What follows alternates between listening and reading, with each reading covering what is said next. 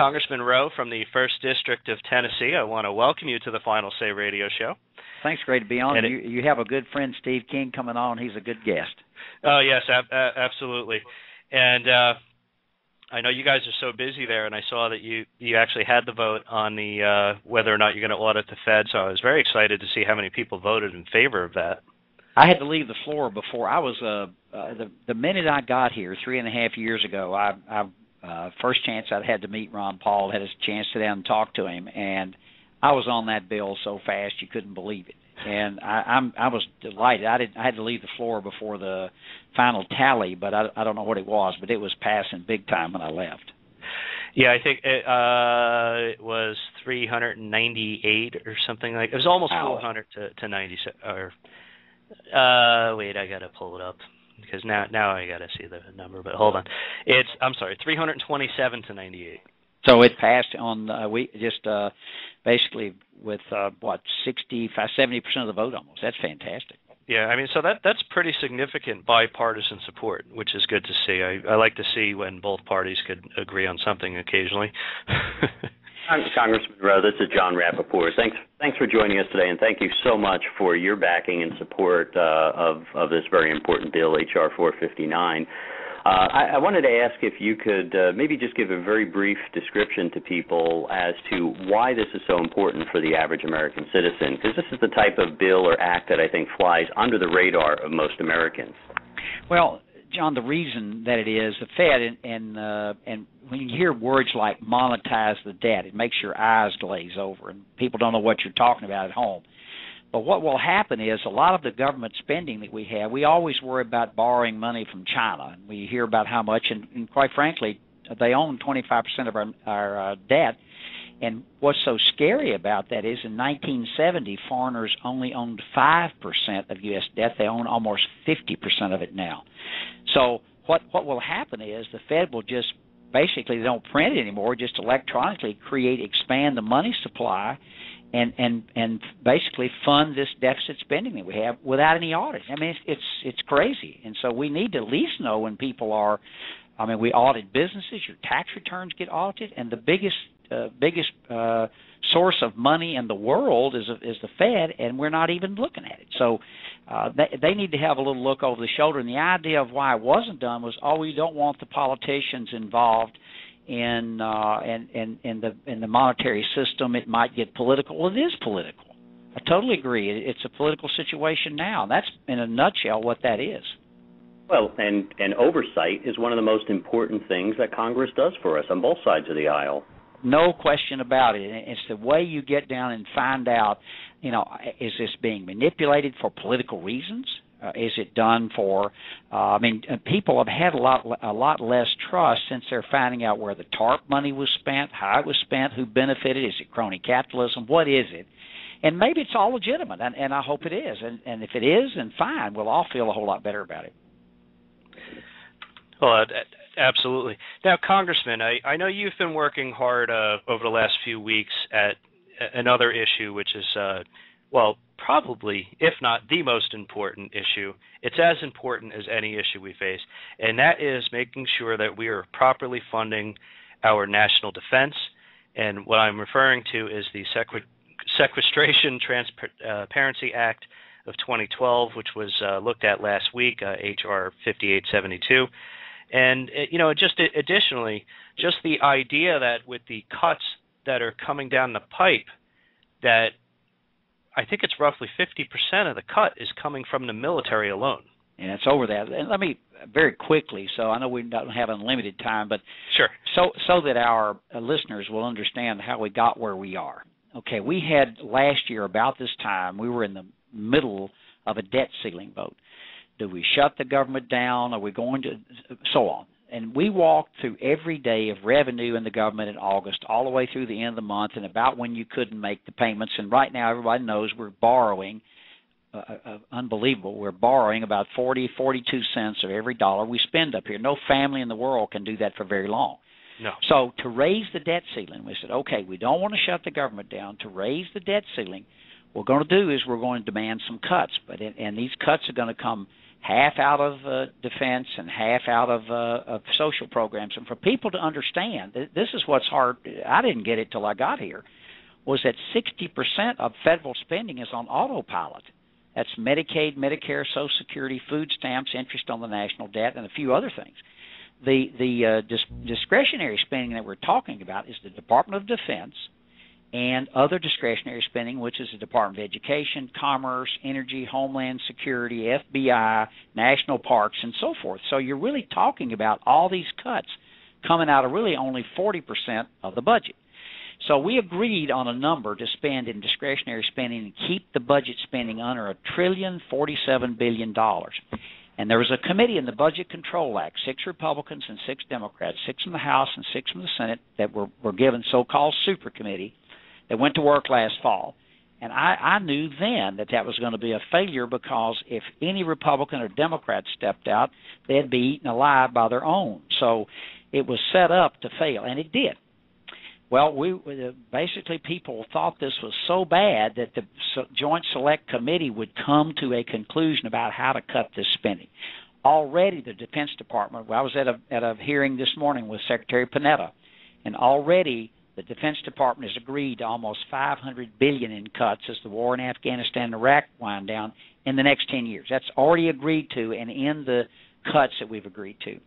This is another almost $500 billion on top of that. That would be $100 billion a year for 10 years. Now, if that happens in beginning 2013, January, it'll be about $55 billion that next year in 2013. And just to put it in perspective, this is what this means, that we'll have the smallest, we're going to have to reduce 100,000 troops right now. We're going to have the smallest ground force since 1940. The smallest fleet of ships, 230 since 1915, and the smallest fighter force, tactical fighter force in history since we've had an Air Force. So those are the things that just immediately hit the military, and they're still in harm's way in Afghanistan, of which I've visited twice. And I know that's a long answer, but it's how we got where we are.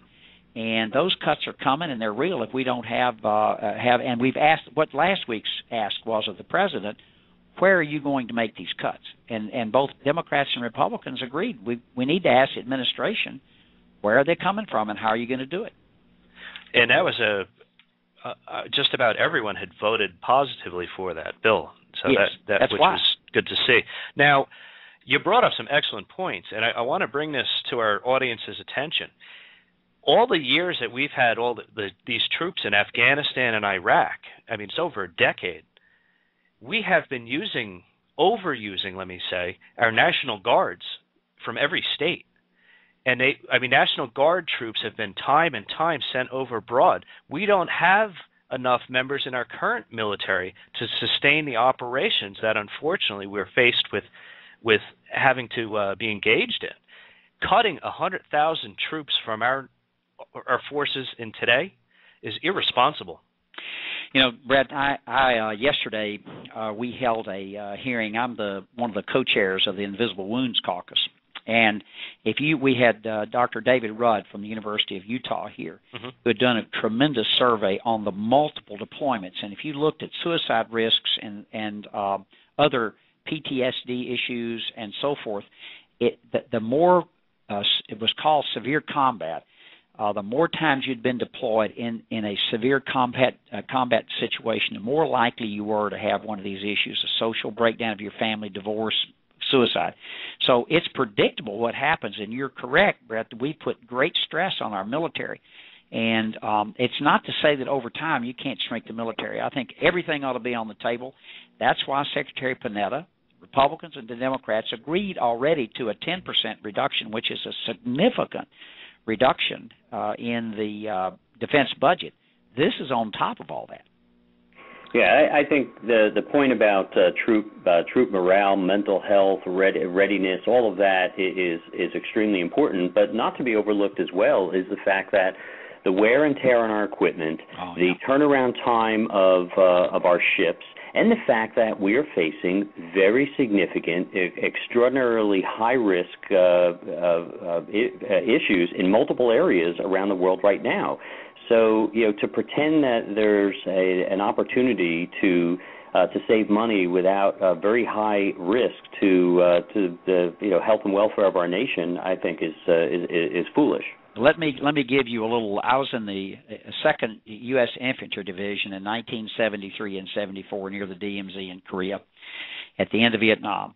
We massively demilitarized after the Vietnam War. People had enough. That had 10 years of war, and believe me, I as a soldier, I'd had enough. But what did?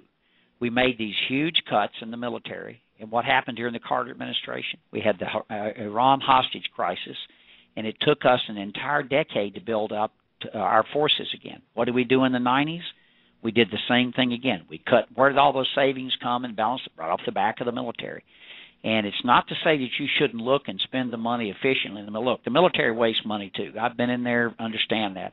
And we should get after fraud and abuse and waste anywhere it exists. Then 9/11 happened. We had a very different war to fight. And I just returned to the base I was stationed at, Camp Casey, Korea, 39 years ago. And I looked at the Army that's there today versus the Army I was in, the infantry division I was in 1973. There is no comparison. The sophistication and the training, the sophistication of the equipment, the training of the soldiers, there's no comparison. It takes a lot of money to do that. And for our listeners, and this is a staggering amount of money, but to keep a soldier in Afghanistan for 1 year, it's $1 million per soldier per year when you factor in all the equipment, the upkeep, the cost of the soldiers. That's a staggering amount of money. So that's what we're up against, and quite frankly, as long as we've got soldiers in harm's way, I've been there before, we need to make sure they've got whatever they need to protect themselves and their friends. I couldn't agree with you further anymore. My main concern is that we do everything humanly possible to give any support possible to those who put their lives on the line for our security, our future. And, I mean, we've discussed this many times on our program. Unless you're there, you can't understand the sacrifice that these people make for us, and we are obligated to give them the support they need. Well, I know that at the end of Vietnam, how I was treated as a soldier, and I'm on the Veterans Affairs Committee, as you all know, and I am going to do everything I can. I had a wounded warrior in my office yesterday from my district, lost a leg in Afghanistan. He's going back to college. I said, I can't do enough for this young man. And the risk he put himself through to protect our freedoms here and is beyond reproach. And we need to do everything we can. And I think most of the American people, I fly a lot and travel a lot in the country, and it makes me, as a Vietnam-era veteran, I can't tell you how good I feel when I hear applause on an airplane when a soldier gets off. That's a terrific thing, and I hope we never stop doing that in this country, because we did at one point, and we should never do it again. I say this is an unacceptable risk to our people to cut another $50 billion right now. By golly, when I see the waste I see up here in this place, we need to take the whole budget on, not just the Department of Defense, not just Energy and Commerce, but the entire budget. Well, absolutely. Congressman, I know we only have a couple minutes left, and I know it's so near and dear to you, so I wanted to get into health care a little bit, but I'd like to ask you a question from a different angle. You are a doctor. You've been a doctor for, I'm going to imagine, most of your life. Yeah. And when you look at the impact of what we've done here with this health care bill, and also just the industry, I think we failed to discuss or bring it up in the discussion how it impacts the doctor. How many people are not going to become doctors in the future? How many current doctors are going to leave practice? Are we going to have a shortage of doctors because of the way we've gone about trying to not fix what has become broken?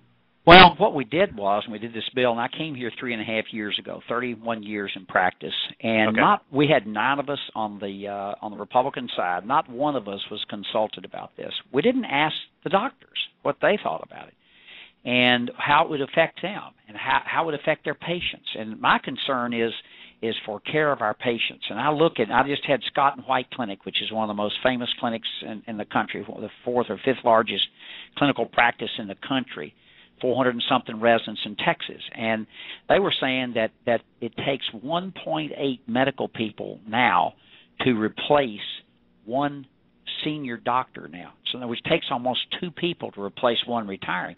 And a third of our workforce is over 55. Well, guess what they're going to do? Used to, you'd count on them working because what do we do as docs? I mean, if you've done it that long, you love what you do. You like your patients. Your patients are your friends. They're people you get to know. You grew up with their children grew up in your house. I mean, it's at least in small town America where I lived, that's the way it was. I mean, they were not patients. They were your friends. You would work till you're 65, 70, or older.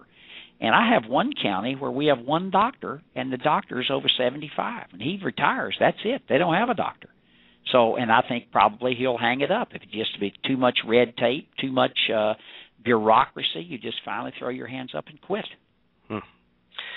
Oh, I think it's pretty sad what we've done here, and I really do hope. I mean, I know you guys have in the House have done a great job of. I believe 33 times you've voted to repeal this act, which is, yes, in my opinion, atrocious. And I know you continue to work hard on it. I really do hope we gain enough seats in the Senate and make a change in the White House so we're able to repeal that and start over and actually use some common sense in what we're doing.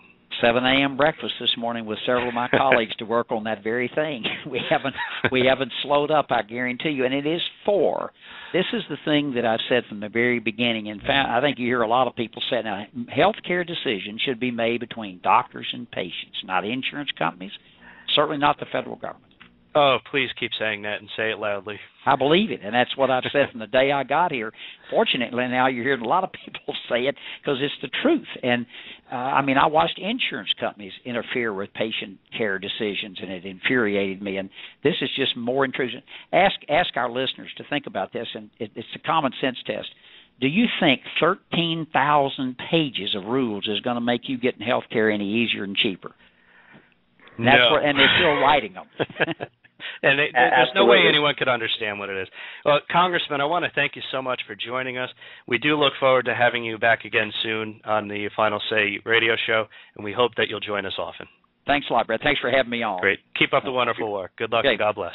Bye now.